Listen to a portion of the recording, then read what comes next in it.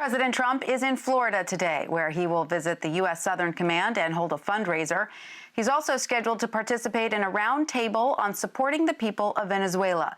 His trip to Florida comes despite the state seeing a surge in coronavirus cases and nearly matching its one-day record for cases, with over 11,000 reported today.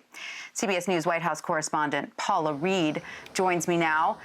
Hi, Paula. So Florida added 11,433 new cases of coronavirus today. That is almost matching their daily record high.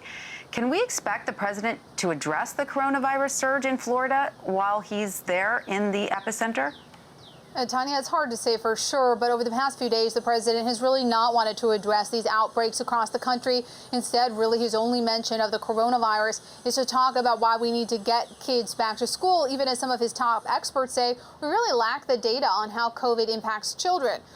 During this trip, he's expected to go to a military post to meet with the U.S. Southern Command, which oversees military operations in the Caribbean and South America. The focus of that trip is not COVID, it's actually narcotics operations. Then the president is going to participate in a panel related to the people of Venezuela and expressing his support for them.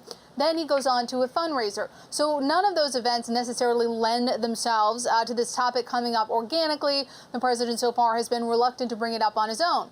But his presumed presidential rival, former Vice President Joe Biden, has slammed the president for taking this trip to Miami-Dade County because it's really the epicenter of Florida's worsening coronavirus outbreak. And Joe Biden calls it a photo op and a distraction.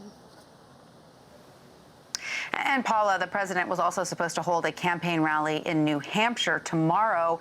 We understand it's now been canceled. What are you hearing as to why?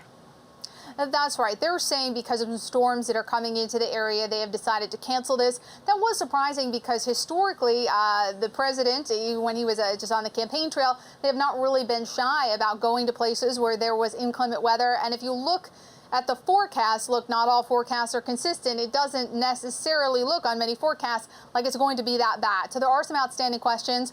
One of our colleagues, Nicole Sganga, she is on this. She is working her sources inside the campaign to try to figure out, Tanya, if there's anything more to this story. Interesting. All right. And also earlier this morning, President Trump was asked about pardoning Roger Stone, his former aide. Let's take a listen to what he said. I think Roger Stone was very unfairly treated, as were many people.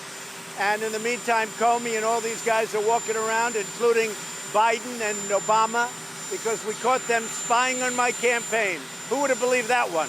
Thank you. So, Paula, is there anything we can read into that statement? What is the likelihood the president will pardon Roger Stone? Well, let's put what the president just said in context.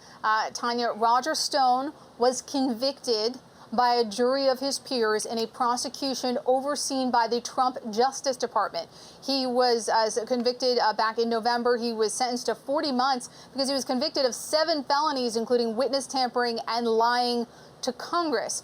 Even the president's own attorney general, William Barr, one of his most loyal aides, has said that he believes this prosecution and this sentence were fair.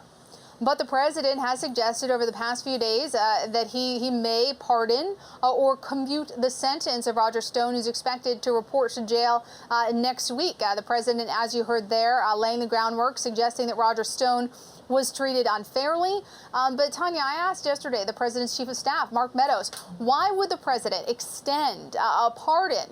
Look, nobody disagrees that his pardon power, his clemency power is absolute.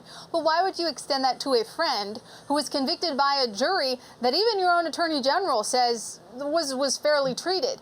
Why is that a priority for the president? And Mark Meadows just doubled down on the absolute power that the president has to grant pardons and, more likely in this case, a commutation.